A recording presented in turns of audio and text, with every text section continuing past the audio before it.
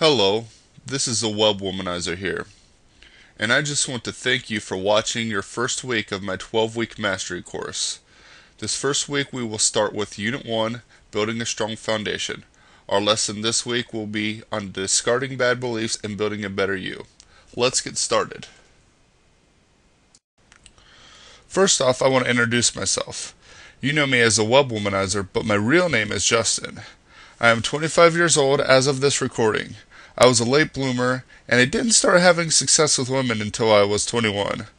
When I was 20 years old, I realized that I was really clueless as far as getting women was concerned. I really didn't know a vagina from a hole in the ground, to be quite frank with you. I needed to figure out some way to get better with women, and that's exactly what I did. I was coming from a place where I was very shy and backward. Unfortunately, many of my friends were the same way. I wasn't a popular or cool kid, and even though I was in college, I wasn't living in the National Lampoon Van Wilder lifestyle. Since I had no one to turn to, I read, watched, and listened to everything that I could on talking to women. I bought a few books at the bookstore. I searched around on the internet and found this saying called the seduction community. I tried to learn some stuff through that community, and it was very good for me at first, because I was very shy and awkward. Since I was so shy, it got me motivated to go out and to approach a bunch of girls. I learned different methods, tactics, and tricks to meet women. I learned opinion openers, routines, nags, peacocking, and such. I was doing better than before, but I just didn't feel authentic. I later learned that you don't need any of this stuff, and you can be completely authentic. That's what I want to share with you in this course. In the first part of this lesson, we're going to talk about your beliefs. Now, I don't know who you are, so I may or may not talk about your personal beliefs. But I'm going to talk about the most common beliefs of many of my students. Even if you think you are past this, you should still take this as a refresher course. This course is designed to take people of all levels through the steps that I think are necessary to be successful with women. Many senseis tell their students to empty their cup when first beginning martial arts training.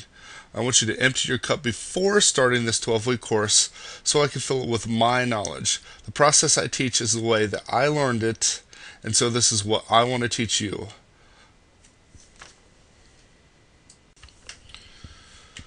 A lot of guys that are listening to this may consider themselves to be the quote-unquote nice guy.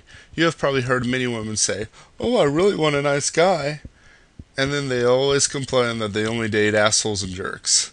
This might confuse the hell out of you because you might spend a bunch of money on women. Buying them flowers, wining them and dining them at expensive restaurants, buying them presents, and even listening to all of their sob stories. You may say, "Well, I've given them everything that they said that they wanted," but at this point you should already be starting to understand that this is probably a pretty ineffective way of getting women. You have probably found yourself being put into that dreaded quote-unquote friend zone after weeks or even months of this behavior. You don't get any romance or sex, and even though you gave them everything that they said they wanted, all you get in return is frustration. Needless to say, this is far from an effective belief that you want to have if you want to be successful with women. Before we move on to the next ineffective belief, let me elaborate. It's not wrong to be kind to women or to be a gentleman. It's certainly appropriate to be respectful to their boundaries and their social programming to a certain extent. The problem that affects a nice guy is what I would call quote-unquote wussy behavior. A nice guy is a pushover, a doormat, and he always gives women what they say they want. You have to be a bit of a challenge with women. You have to learn to say no. You have to develop boundaries and set standards. You have to know what you want. You have to quit caring about what women say or think. You have to be in charge and stop giving in to them. You have to focus on your needs and wants instead of being focused on pleasing others. I will go into more detail about all of this stuff on getting rid of wussy behavior in later lessons. Many former nice guys get fed up with their lack of success with women. You may have found yourself listening to the women that reject you, and they always talk about how they all seem to date jerks and assholes. Some guys take this to heart and act like big assholes. Many dating gurus in the seduction community actually teach guys ways to be assholes to get women. I'm going to say this. Being an asshole many times can be better than being too nice, but it is not necessary, and many times it is counterproductive.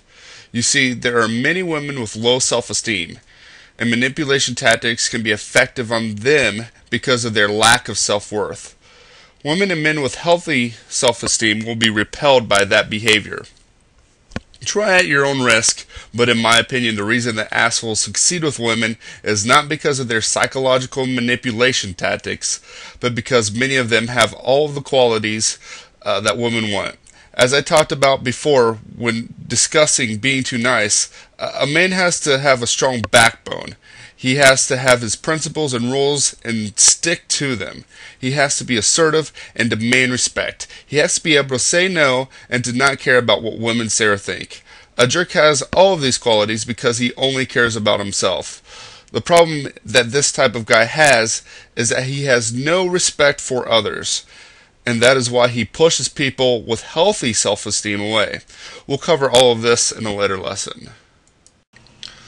The next thing guys think that they need to have to be successful with women is good looks. There is some truth to this, but with dieting, exercise, grooming, and style, most guys can achieve a look decent enough to attract all of the women that they would ever need. We will cover that in another lesson. For now, let me just say this. I'm a good-looking guy, and I had to learn to get better with women. The majority of my clients are good-looking guys too, and yet they have to come to me for help in getting better with women. To get women, then, it would seem that you need more than good looks. Another thing I want to point out is that good looks are subjective. Let me give you an example. I used to have a more classical good look.